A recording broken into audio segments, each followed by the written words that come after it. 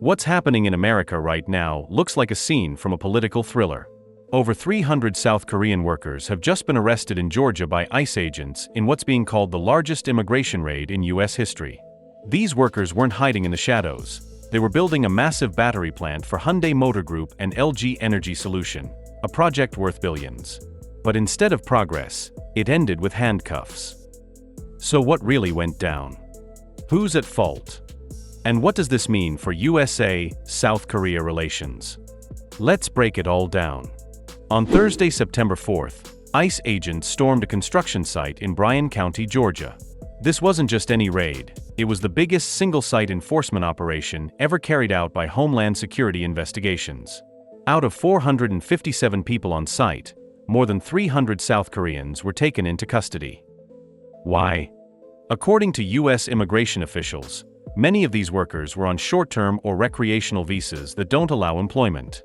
To ICE, that meant they were working illegally.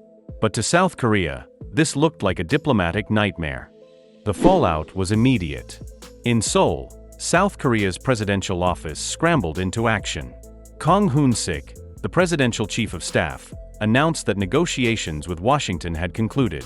If paperwork clears, a chartered plane will fly to the U.S. to bring their citizens home.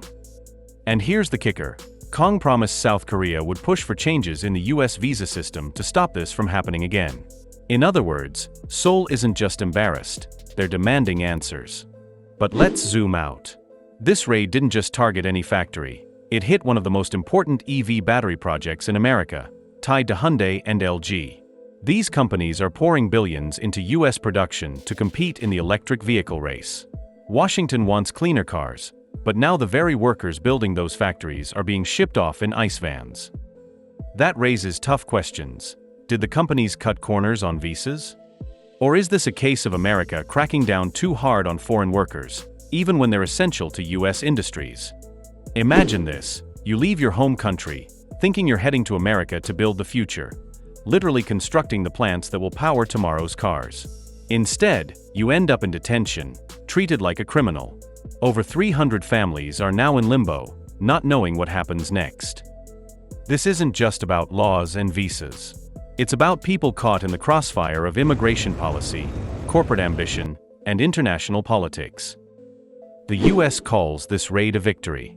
South Korea calls it a diplomatic crisis. And for Hyundai and LG, it's a PR disaster.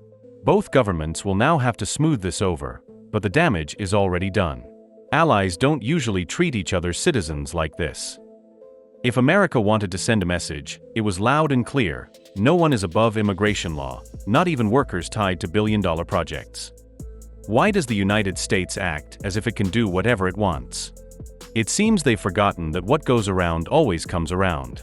America is not as powerful as it pretends to be. Its advantage comes mainly from the strength of the U.S. dollar. But that privilege won't last forever, and when the tables turn, the world will see it clearly. So here's the bottom line. The largest ICE raid in U.S. history just put South Korean workers, U.S.-Korea relations, and America's EV ambitions in the spotlight. Was this about justice or politics? And what happens when economic interests collide with immigration crackdowns? This story is just heating up, so stay tuned, because I will be bringing you part 2, which will be hot, and trust me, both Washington and Seoul will be feeling the shockwaves for a long time.